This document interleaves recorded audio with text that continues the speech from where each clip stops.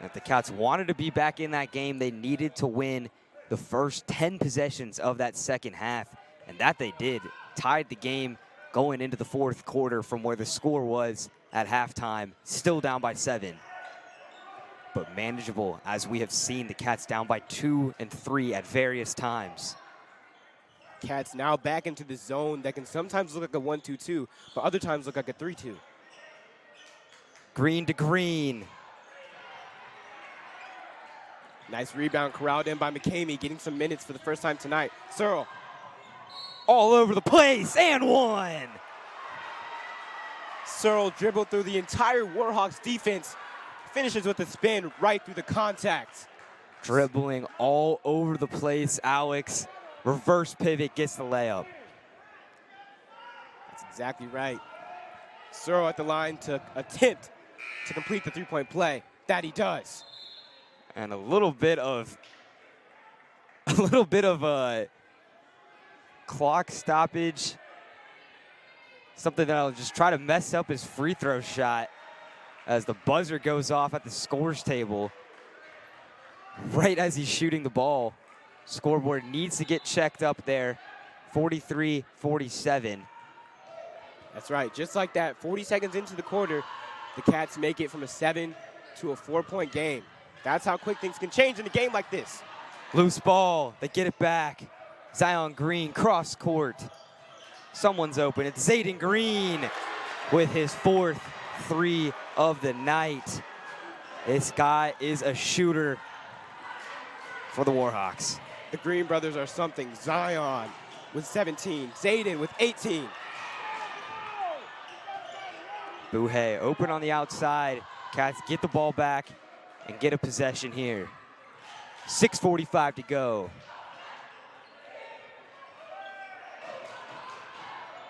El Shahabi drives inside, puts it up. Nothing there. That shot kind of forced. Very good defense play by the Warhawks. He's open, and it's short. That shot rushed in the shot clock. Nico Searl out of control in the hoop. What a play. Nico Searl goes deep into his bag of tricks and pulls out a nice one. Fancy finish there by Searl. A 360 no-look snipe. Makes no mistake in the bucket, and the Cats are down by 5. Cats down by 5. 30-second timeout called. But Cats once again hanging around. We'd like to remind you, the winner of this game will take on the winner of Riverdale versus Baldwin next round. And most likely will take on North Oconee in the semifinals. North Oconee, a great team.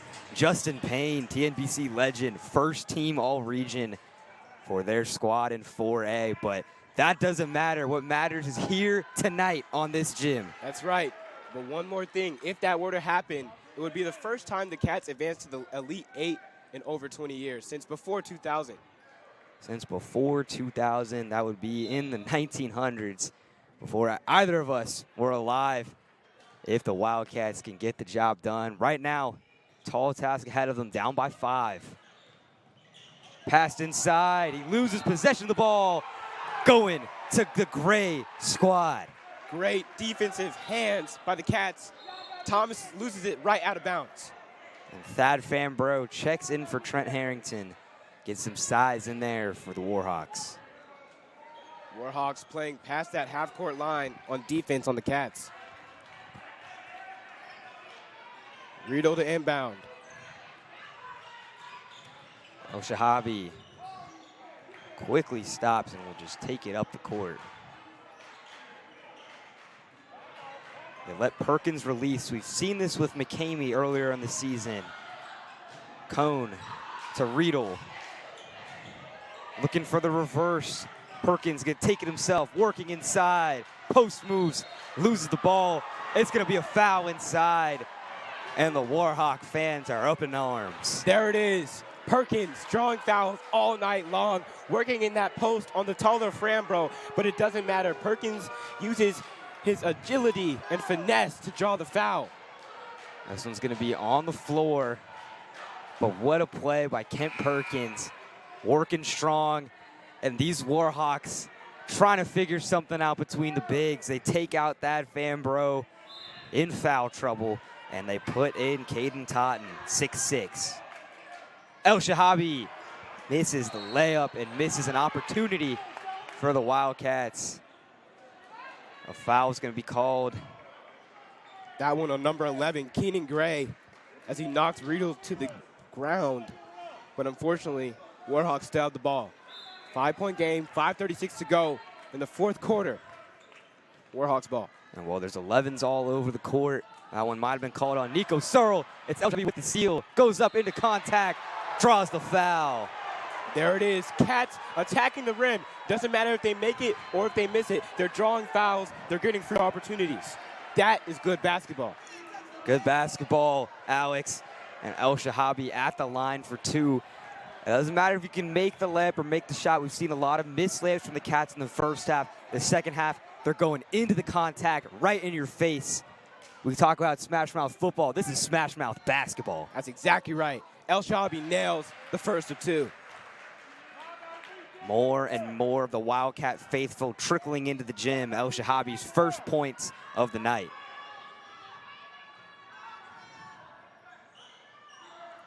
Misses the second.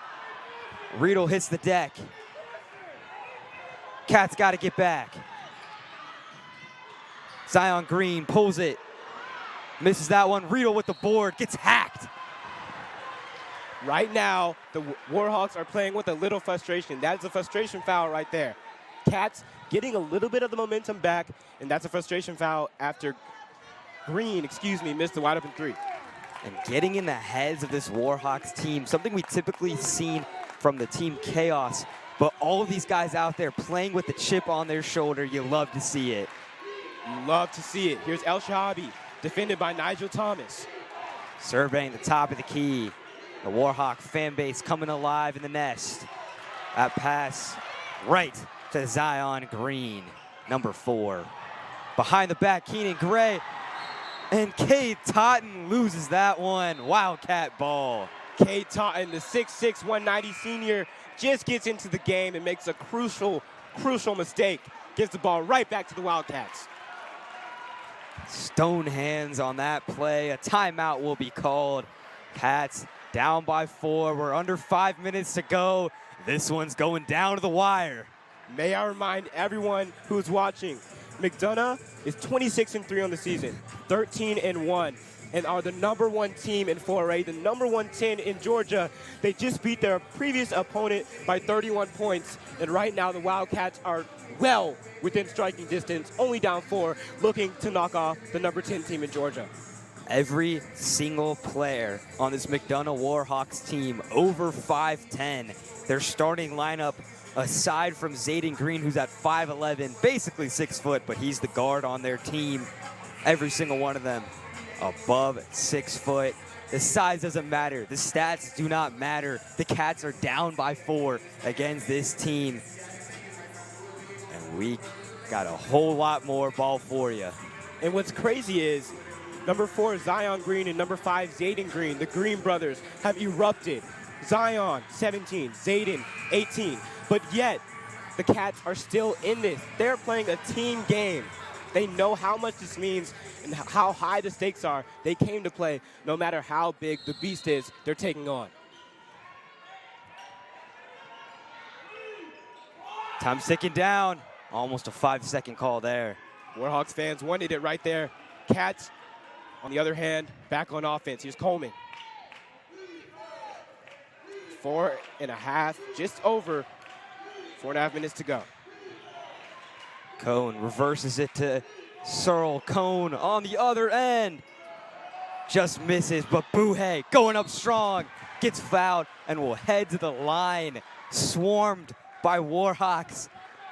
Outmatched, but not outmanned. And there it is. What a gritty offensive rebound there by Buhe to keep the possession live. And then he fights, stays in the paint, draws the foul. What the Cats have been doing so much. Bouhay swishes the first free throw. Bouhay makes his first point of the second half, had 7, now has 8. Misses the second one. What do we say wins games, Alex? Free throws all the time. Cats have not been perfect on free throws, to say the least. Thomas's 3 off the mark, and that ball off of a Wildcat. I believe that was Kent Perkins, so it'll stay with McDonough. Just bounced off of Perkins' leg. Warhawks have it. Here he is, off the mark, and Perkins gets the board. Cats are letting the Warhawks chuck threes right now. I mean, it's been a three-point barrage all night long. That's where they scored the majority of their points. Cats are letting them do that and getting stops when they can. Cats working around the perimeter. Coleman commanding the troops. Perkins sets a screen. Bouhay dribbles out of it. 10 to go on the shot clock. Pass a little bit far. Perkins looking to give it up. 5.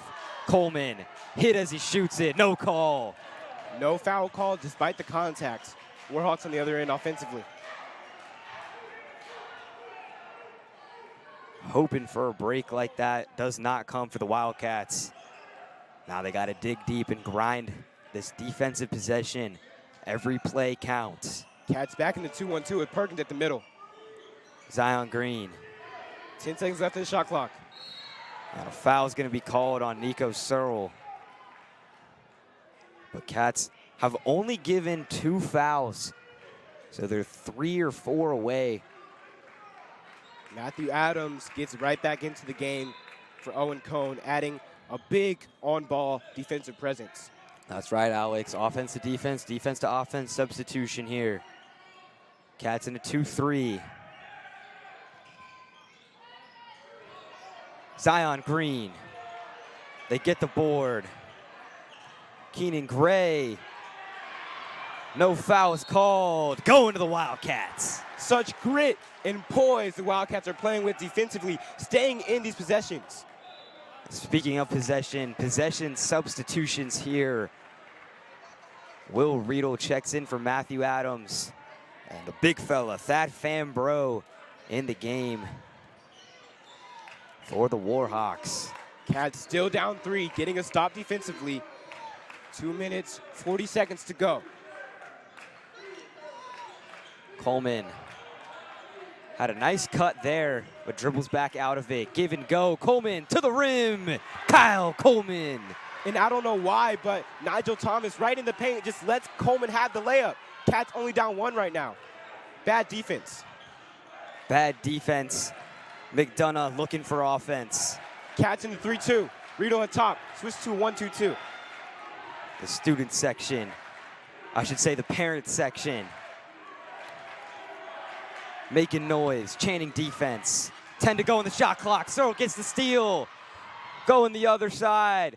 Shot fake, puts it up, count the basket, and that's how you do it. Father to son, the shot fake, what Coach Searl teaches. Nico Searl finishing the job. Cats with the go-ahead bucket. That is exactly how you do it. What a job by Searl. Shot fake 1, shot fake 2, gets the opponent flying and nails it in despite the contact. What a play by Searl.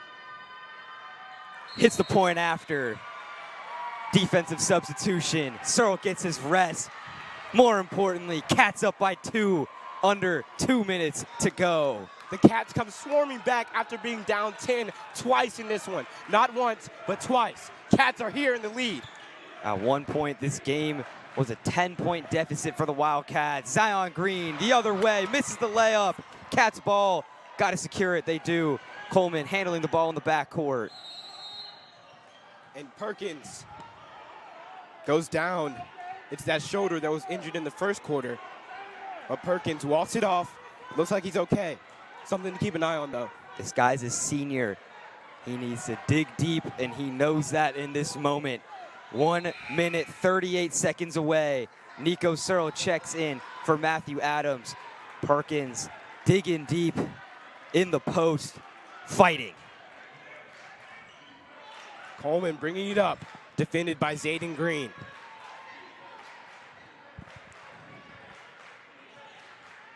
Coleman to Perkins. Riedel. Back out to Coleman. Need to find the best shot. Perkins driving in, takes it up with authority. Kent Perkins with the bucket, playing big. What a delivery by Will Riedel. And Perkins forces himself. He's an absolute dominant force. Finishes. Went from the hurt shoulder to making post moves. A powerful play by Perkins. Cats up by 4 against the number 10 team in all of Georgia. Number 1 team in 4A. I mean, this team plays in 4A Region 5. They beat Pace Academy in the region championship. And Pace Academy, if you don't know, is a nationally ranked team. This is a beast in the high school basketball world. And right now, the Westminster Wildcats, led by Coach Matt Hixenbaugh, are up 4 and on the verge of beating them in their own place, the Nest. But still so much time left on the clock. Got to keep composure. Got to dig deep. This is what all those practices come down to, this final minute for the Wildcats. I mean, this has been such a well-coached game by Coach Matt Hixenbaugh. Cats going back onto the floor, standing ovation from the student section and the fans. But Coach Hixenbaugh has thrown so many defensive sets up at the Warhawks, they've been confused. Cats are up. That one nearly stolen. Back on the floor. Cats got to protect the rim. And a foul is going to be called. Reach in for the Wildcats. Nothing too big. They got still 2 more fouls to give before they start to hit the line. Head to the line, I should say. They pack it in a 2-3. Zion Green. Keenan Gray. Under a minute now. Warhawks taking a lot of time. Here's a 3. Off the mark. Perkins gets the board. Here come the Wildcats. Foul is called. And Coleman is going to head to the line. What a defensive possession play by the Cats. And what a rebound corralled in by Perkins. Nearly lost it. And now Coleman, such a great job of keeping composure and making sure they keep the ball, is fouled at the line for 2. 47 seconds to go.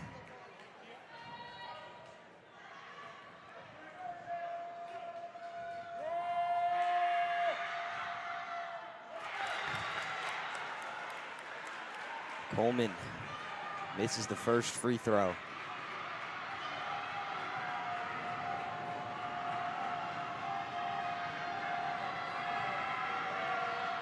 Hits the second. Cats up by 5. Coleman up to 15. Like you said, Luke, free throws win games. Goes 1 for 2 at the stripe. Gray fighting inside, and it's going to be a jump. It's going to be a foul is called. The referee who had the vantage point called a jump ball. And that's okay for the Wildcats. They still have 1 more to give. The defense. 40 to go. Gray.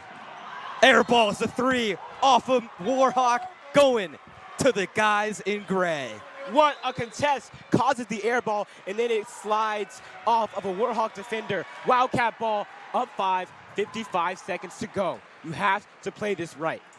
And actually 35 to go, Alex. Excuse me. So much time. The flag was blocking the number, but a minute timeout right now. 35 seconds. Exactly, Alex. And there's also so many banners here in this gym, not to mention their Elite 8 in 2023, Final 4 in back-to-back years in 2021 and 2022.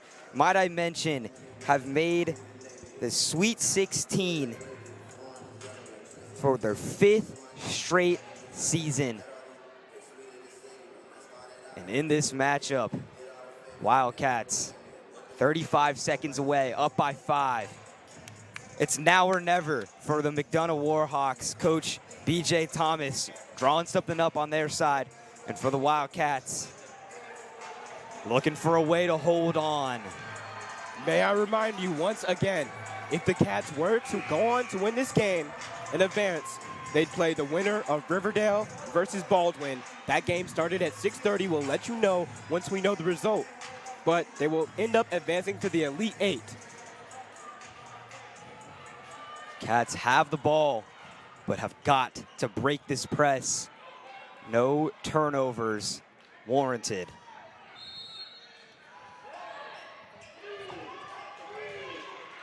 Searl gets the inbounds. He gets double teamed in the backcourt, in trouble. Passes it down to Coleman. They break the press, and a foul is called off ball. Otherwise, Coleman would have taken it the other way for a layup. And what a nice job by Searl. I mean, he was swarmed by two Warhawks and then finds an open Coleman. It's the confidence, it's the composure that the Wildcats have. All a hallmark of Coach Hixenbaugh's style of play and coaching, inspiring confidence in these guys. Coleman hits the first free throw. Cats up by 6. Coleman up to 16 on the night. Has had such a great offensive game, and now just hit a big free throw.